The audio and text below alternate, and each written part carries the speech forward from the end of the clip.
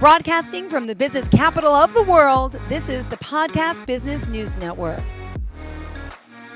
So excited to be back here live on the podcast and Zoomcast with our friend, Dr. Michael Ryce, who, wow, author, doctor, there's so much that he does with all his studies and mindset, positivity. He's going to help us today in many ways. Let me have the man himself introduce himself. Hi. Delighted to be here, and probably the best introduction for me is that it's not about me, it's about the work that I've developed over the last half century. I'm the director of a foundation that's translating a copy of the oldest known New Testament in its original Aramaic language. And in the Aramaic language, that text is not a text about theology, as we're told it is by the Greeks. It's a text about physics and physiology, psychology, and genetics. And when you start getting into the original language, I think it was Winston Churchill that said we have the privilege of being separated by a common language. When you get into the original Aramaic language, what you find there is a technology, especially of the mind, for how to change what's happening in the hidden parts of the mind. And that technology in Aramaic is called forgiveness. Okay. And, we live in a culture that pretends that treatment is healing. And treatment is a wonderful thing, saves lives left, right, and center, but treatment's never healed anybody of anything. Treatment is treatment. Healing is a different topic. And when you recognize, it goes back several centuries when the church wanted to own the soul and the mind, and science wanted to own the body, so they created a split. They created a separation. Now there are two separate things. We have a mind that's somewhere out here and a body that's somewhere over here, and never the twain shall meet. But, the mind and the body are kind of like, here I have a silver dollar. And, well, that's interesting. It's not showing up on the camera. What a magic trick. That is. Is it because you have is it a green screen behind you? It is. Yeah, it's that green screen effect, I guess. But anyway, there it is. Anyway, if I look at it, on one side, I see the head of George Washington. On the other side, I see the statue of a lady. And I say, well, take a look. There are two different things here, right? We got George Washington and we've got this statue. But are there two different things? Or are they two aspects of one and the same thing? The truth is, I don't care what you do. You can't take the head off of that coin. At what point do you take the head off and leave only the tail? Or do you take the tail off and leave only the head? You can't do it. At what point do you remove the mind from the body and have a separate thing? No such thing exists. Everything that happens in the mind happens in the body. Everything that happens in the body happens in the mind. They are a singular event, just like the coin, and two different aspects of it. And in the first century Aramaic language, which is the core, right back to the key of the work that I've developed over the last total of 50 years, but specifically from the Aramaic, the last 42 or 43 years, is about forgiveness. And we're taught in this culture, and most of the world, in fact, that forgiveness is about how, of course, you're responsible for my pain. It's all your fault, but I'll be big about it. I'll forgive you. I'll let you off the hook for the disease energy and the pain that's moving in me. Wow. Now, that's a nice thing to do, but if I let you off the hook for what's happening inside of me, have I done anything to change what's happening inside of me? Absolutely nothing. So my disease process goes on when I engage in Greek pardoning, all that forgiveness. In the Aramaic language, forgiveness was a technology with which you went inside your own mind and body, accessed the hidden parts of the mind, and removed those dis-ease energies from yourself. You hear those ancient teachings being translated saying, you must forgive from your heart the wrongs of your brother. And that's kind of made to sound like a bleeding heart statement, forgive from your heart. But actually, the word heart in Aramaic is our equivalent word today would be the unconscious. So forgive is removal. You must remove from your heart everything that you put into your brain's image of everybody else, and you think everybody else is at fault. Yeah. We start out in this culture. You were saying you have two children.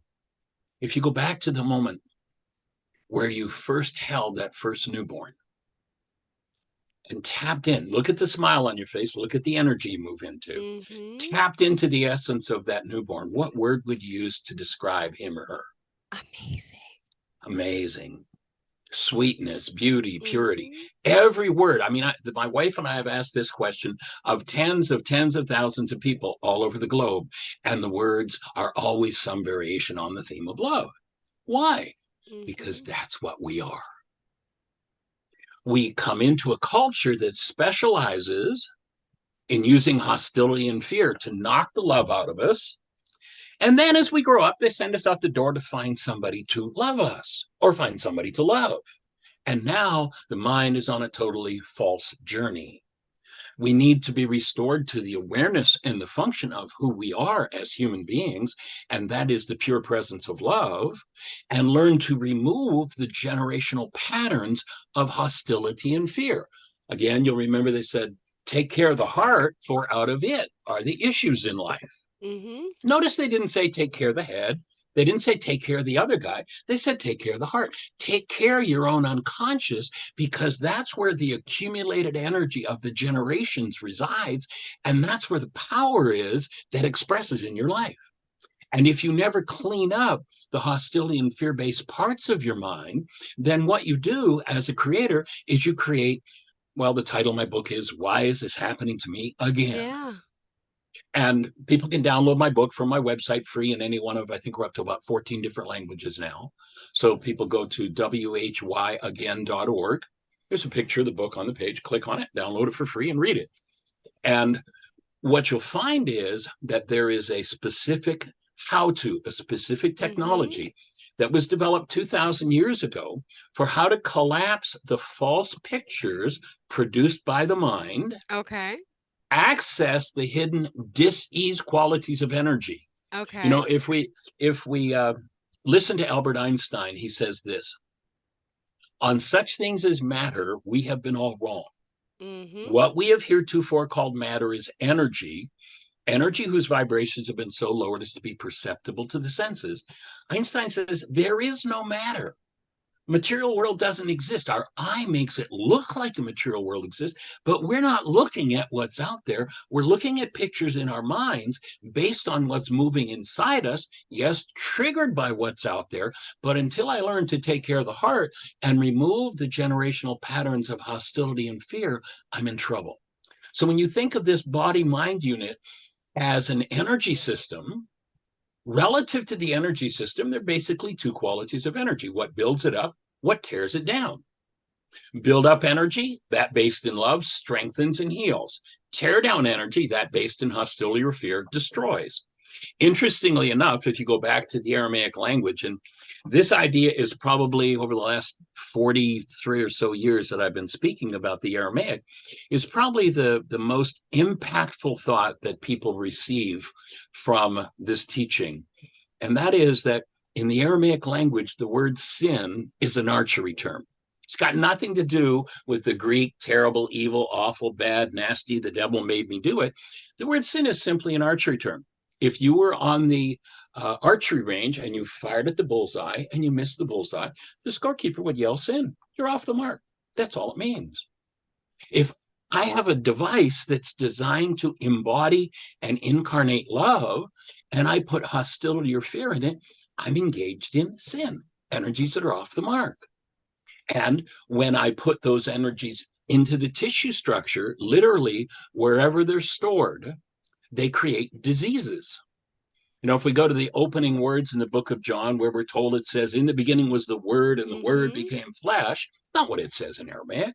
What it says is, in the beginning was the mind energy, and the Okay. mind energy became flesh. Now, what the cell biologists are showing us today is that when you think a thought, something that everybody would say is clearly non-physical, Mm-hmm. what appears in your structure is a neuropeptide, a molecule, a physical structure called a neuropeptide. That neuropeptide circulates around in your structure Mm-hmm. until it finds a cell with a receptor site that matches. It lands on the cell, Wow. and if you were inside the cell watching and that neuropeptide enters the cell, you would call what enters the cell chemistry. You're now living with the physical, quote unquote, physical chemistry of your thoughts.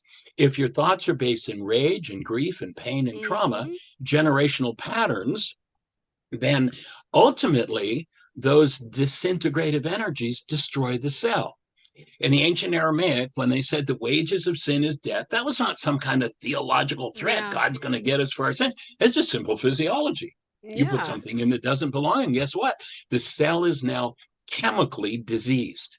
And the end result of that is degeneration, and the cell starts to die. You get enough cells dying, the organs start to die. You get enough organs dying, and you're dead. If you learn how to go in and remove those structures, chemical structures, then you take the load off of the cell, and the cell naturally heals itself.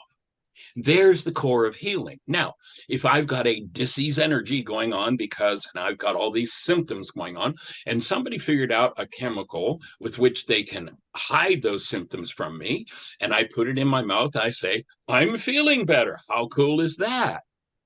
But then I'm now loaded with side effects. But actually, they're not really side effects, they're diseases. If you look at the insert in a drug package, that insert has a list of what they call side effects, but they're not, they're diseases. Every drug is a disease disguised as a cure.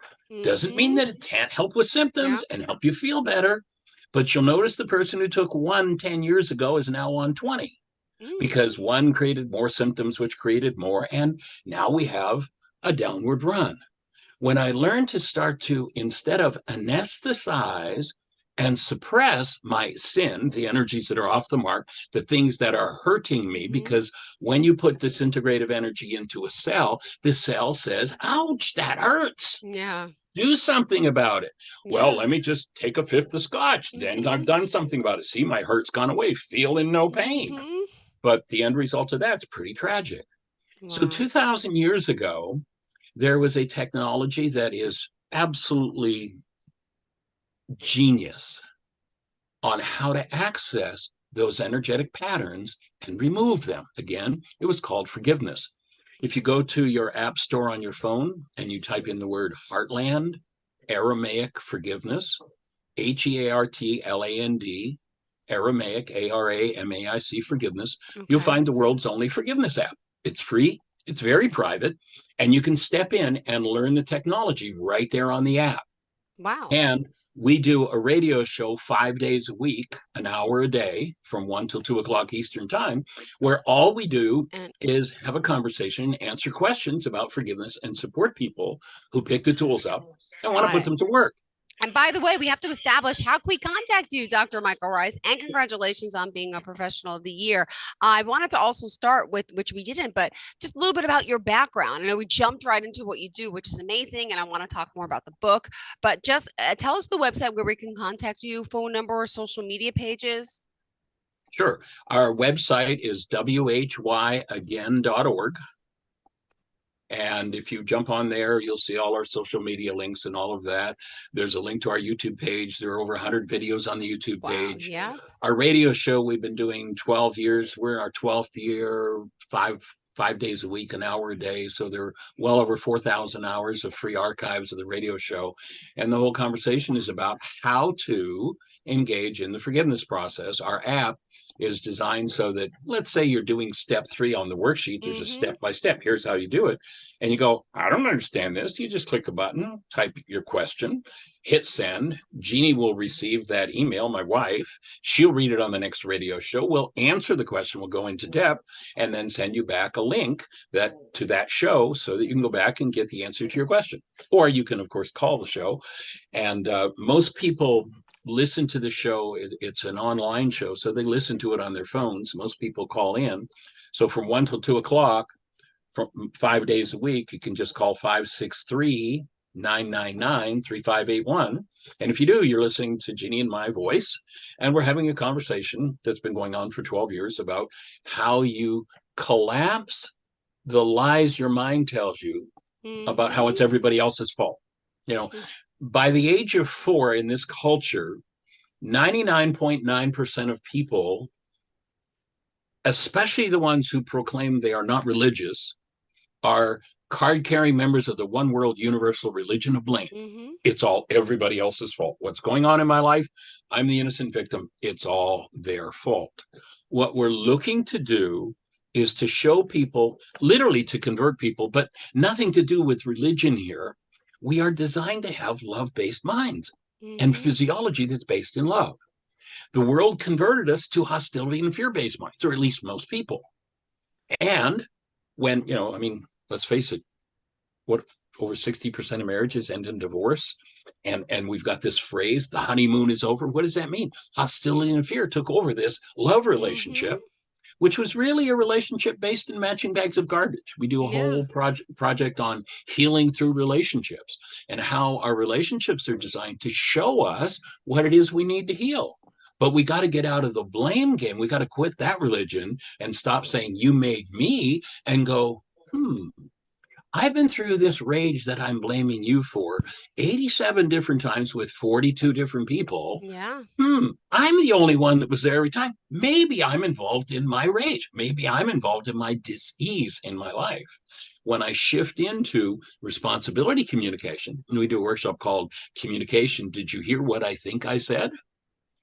And in that workshop, we point out the difference between how I literally cause my mind to formulate a world produced by my mind that truly shows me that everybody else is the problem in my life. And when I shift my language, because perceptual constructs of the mind are based in language, when I shift my language, I get to start to see the part of me involved in my life. And Mm-hmm. when I do that, and I've got the technology, I get to clean it up. And that's really the core of this work. Why am I doing what I did? Yeah. Well, the last 6 days I was in utero, my mother had toxemia, and they gave her Pitocin to try to kick me out. The night of my birth, they called my father at work and said, you better get down here if you want to see this kid alive, because he's not going to make it through the night. Oh my I gosh. was almost dead 3 or 4 times the first year of my life. The first 2 weeks of school every year, I was never in the classroom in school. I was in an oxygen tent in the hospital.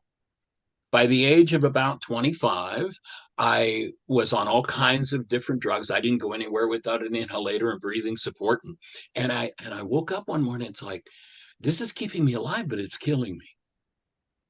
And so I started to, that's what moved me into the arena of studying health. And what I discovered is that, there's a thing they call the second year syndrome, that people studying diseases develop the diseases they're studying. And whether that's physical medicine, mental, psychic, health, mental health, they study the diseases, or pardon me, they develop the diseases that they're studying. So what I discovered very early in my career is to look for what's the cause of health, not what's the cause of disease. When you study the cause of disease, you're engaging in an energy. Remember Einstein, there's only energy.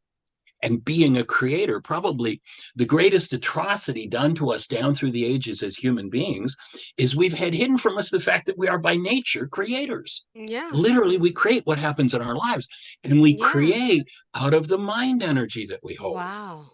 But if I hold mind energy that is sin, that is Wow. off the mark, hate, fear, rage, guilt, grief, of course, I blame everybody else. Out of my heart come the issues in my life. And out of my generational patterns, you'll see this back again in those ancient scriptures, where if you go to the Aramaic, they said, look to the lives of the fathers, for ours are but a shadow of theirs upon the earth. We're just playing out the mind energy patterns that produce the physiology.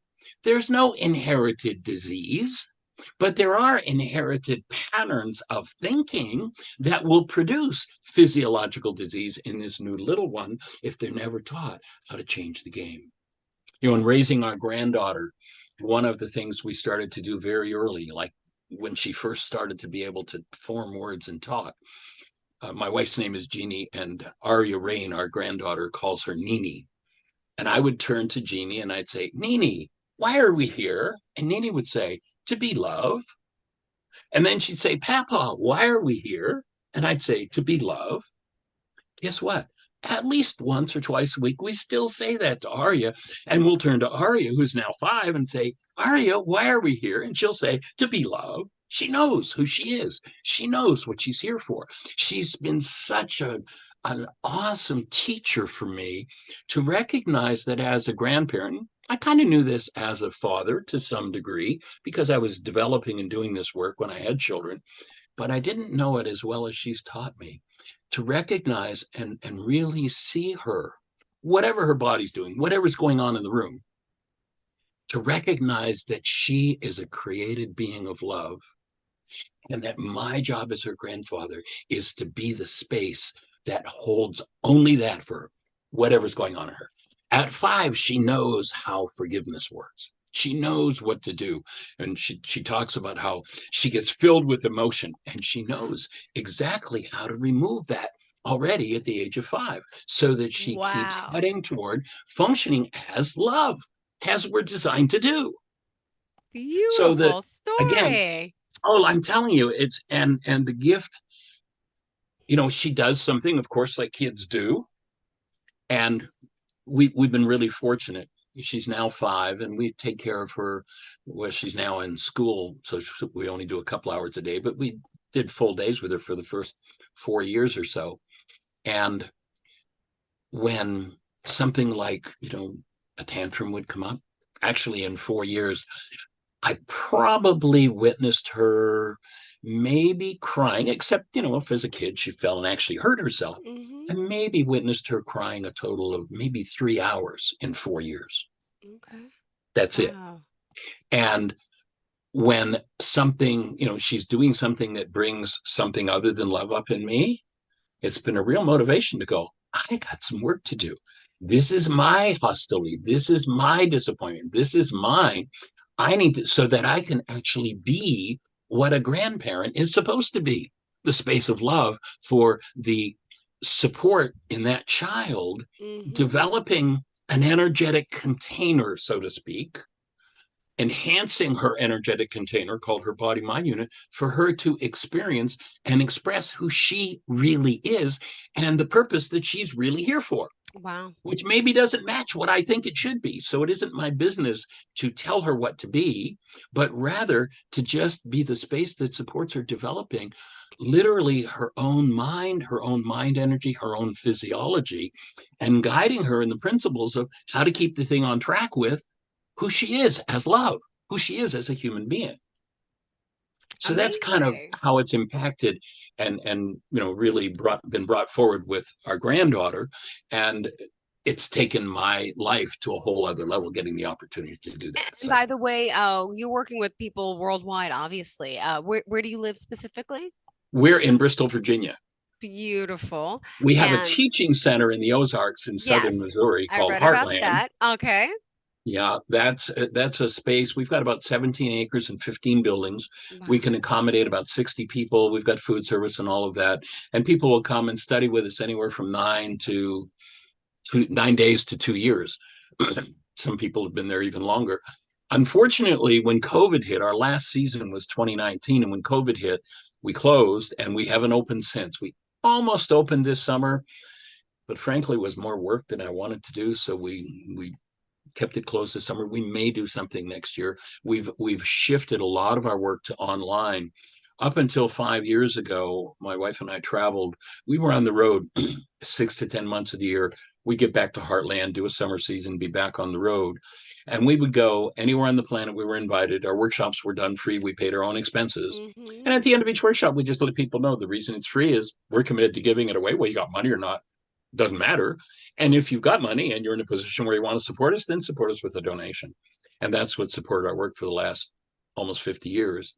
And now, about 5 years ago, my wife's father became ill. My father-in-law couldn't live on his own, and he was terrified at leaving his home and being put in a nursing home. So we Hmm. decided to stop traveling, moved here with him. That kind of coincided with our granddaughter's birth and with COVID happening. And here we are, home base is in Bristol, Virginia. We don't travel very much anymore. We're pretty much locked in here, and we do our work online. People can access again our radio show. They can access our videos.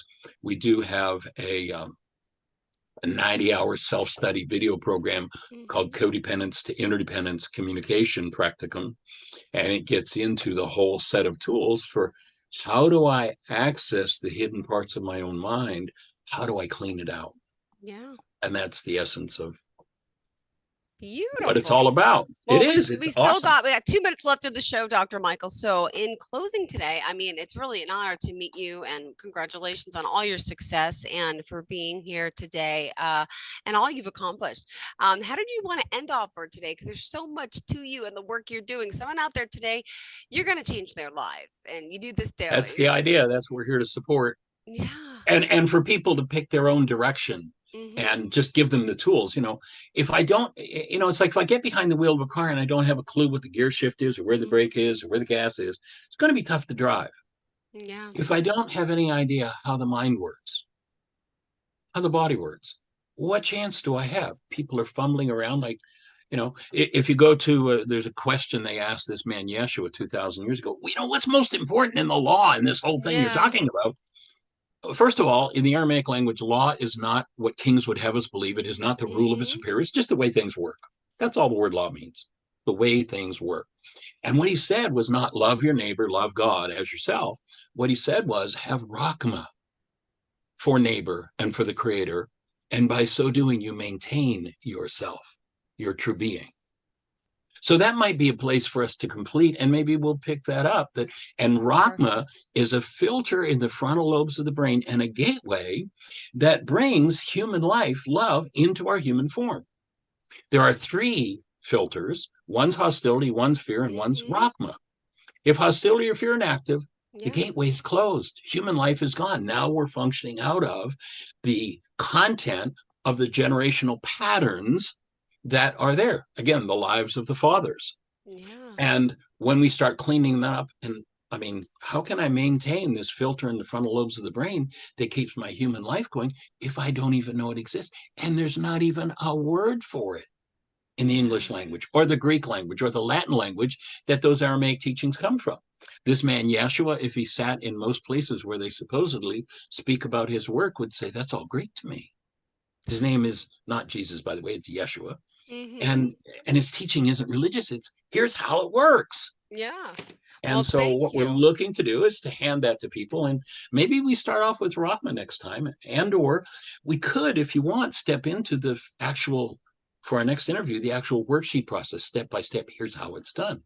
Beautiful. We could do that. And of course, to do that, we'd have to do Zoom again. But, if you're open to that, I'd be delighted. Thank you so much. Pleasure to have you here. Yes, Honored. would you mind sharing best form and all form of contact, please? Again, whyagain.org. Jeannie is the administrator on the website. 20,000 pages. You can spend years there and not find every corner. whyagain.org. And her email is Jeannie, Jeanie, at whyagain.org. Any questions, send to her. She'll forward them to me. Include your phone number and your name, and we'll get back to you. I'll call you personally. Beautiful. Or call the radio show, 563-999-3581, and you're having a conversation with us 5 days a week from 1 till 2 o'clock Eastern Time. Beautiful. Are you looking for even more of the podcasts and hosts that you love? The Podcast Business News Network is proud to announce that you now have even more ways to listen live. Check out the MyTuner Radio, online radio box, and Simple Radio apps on iOS and Android, or find us online. Search for Business News Network on mytuner-radio.com, or search Podcast Business News Network on streama.com and onlineradiobox.com/US. Take your podcast on the go and don't miss a minute of the action.